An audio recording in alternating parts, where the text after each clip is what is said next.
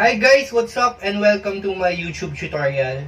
Ikaw ba ay hardcore gamer or sabihin na lang nating mahilig maglaro ng games? Yung tipong umuubos ng napakahabang oras sa paglalaro ng mga computer games sa harap ng mga PC ninyo. If that is the case, I am sure na subukan mo na mag-download ng malalaking game files that involves long hours of waiting to complete the download. Then, suddenly, upon installation, biglang may error at hindi gumagana yung na-download mong game. At first, iisipin mong corrupted yung files or maybe may compatibility issues sa computer hardware mo. Hassle yun, di ba? I understand your frustrations, lalo na kapag larong-laro ka na talaga. One of the common error na may encounter natin is yung xinput1_3.dll error or something like that. If that is the error you encounter, I suggest to finish watching this video hanggang sa dulo. But before that, shoutout muna sa mga friends ko dyan, sa aking mga kumarit kumpare na si June and Annie Rimugat, Antonio Relli, kay Mr. Lindel Paco Glamsen, John Ritz Batas, Arlene Asdolo, Sir Joel Tan, IT Manager of the H Electronics Manufacturing Corporation na until now, full support sa live streaming ko. And of course, isa pang avid, solid supporter ko sa live stream ko kay Miss Sofia Sigubre. And hello also to Alfred Sigubre and family. And of course, sa nag-iisang queen kay Miss Alexandria Manalo.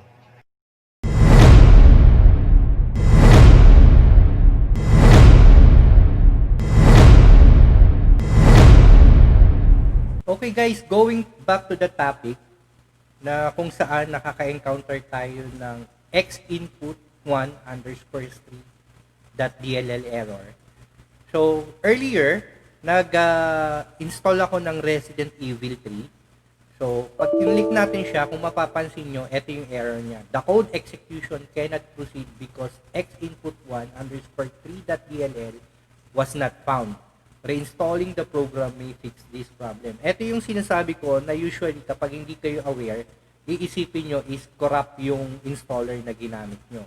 So, this is very simple to solve lang naman. Unang-una, ang ginagawa is nag-i-install tayo ng DirectX, which I will include on the link below kung saan kayo pwedeng makapag-download ng DirectX.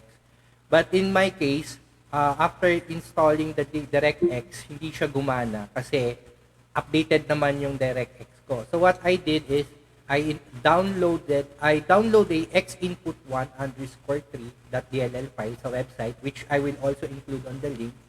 Then I extract it using 7-zip. So extract files. Okay, so eto siya. And then, ang gagawin ko, ikakopy ko lang siya papunta sa System32. Saan ko ba makikita yung System32? So, kailangan kong pumunta sa Drive C, then go to Windows, then from Windows, go to System32, and then ipe-paste ko lang siya dyan. Okay? Yan na. So, kung mapapansin nyo, meron siyang xinput1_3, meron siyang _4. So, ito yung 3, yan yung hinahanap niya kanina. So, let's see kung gagana siya. Kanina, hindi siya gumagana eh.